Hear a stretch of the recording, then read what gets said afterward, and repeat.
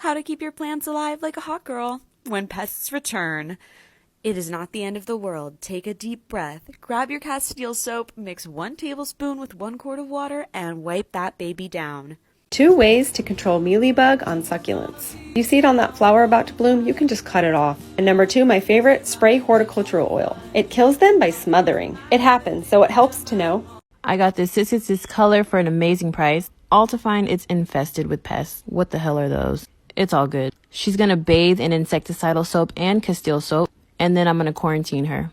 Now I hope everyone can see this. This is what's known as a pseudococcus or mealybug. Amazing looking little insect, almost alien-like.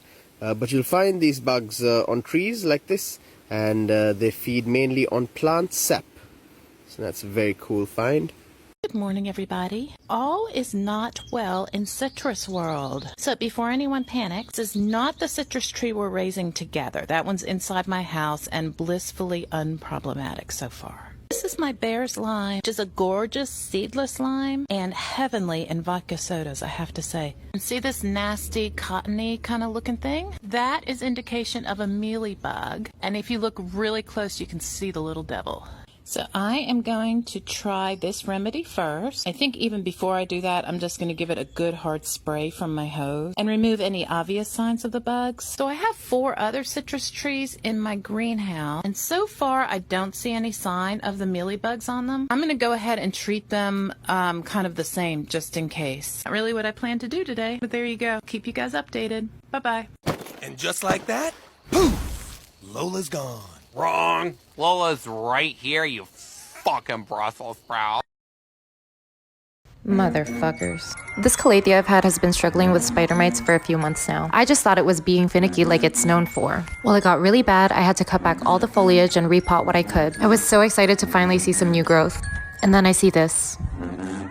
My worst fear came true. My pot host Joy had brown spots on new growth. Upon inspection, I found spider mites. So I put these soldiers to work. They got freaky. Typical soldiers. They went right for the plant with the most damage. And they look so cute. Where's my treat?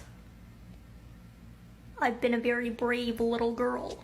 Alright, here's a plant hack that you wish you knew sooner. We'll make this part 1. A customer dropped off this plant because it has spider mites, so we immediately took it outside, of course, because we don't want that in the store. I secured the soil and the pot with this little plastic and rubber band. This is just so the plant doesn't get watered every time we do this treatment.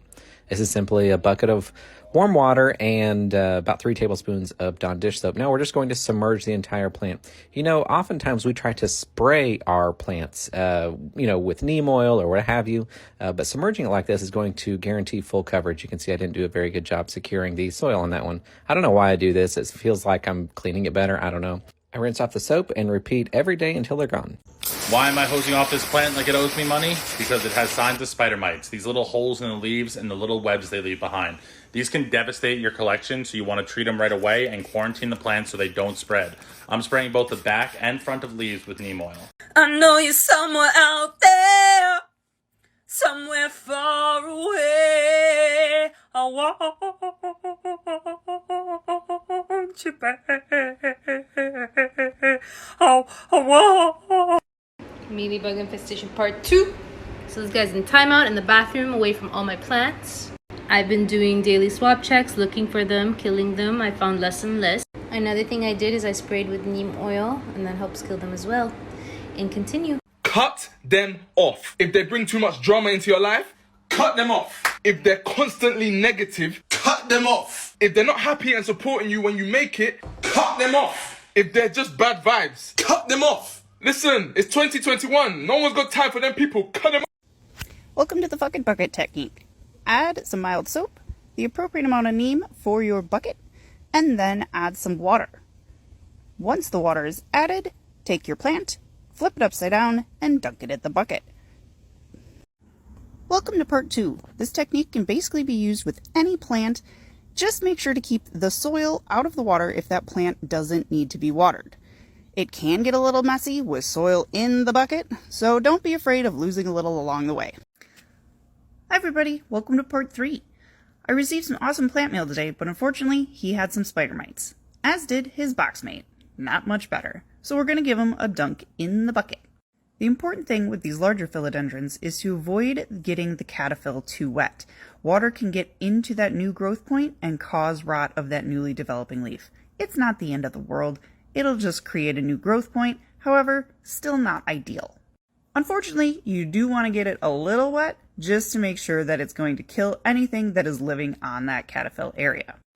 Neem and most pest treatments work by contact with the pest. Therefore, once they are dry, they are no longer effective. So the bucket method makes sure to kill everything because everything gets contacted. This guy got 3 treatments in the bucket and he is clear of spider mites. And just to show everybody what the first plant in my first video looks like, he is also looking just fine. Some yellowing might occur where that spider mite damage was, but overall the plant will be okay and will grow completely normally and beautifully after treatment. Lastly, kitty for tax.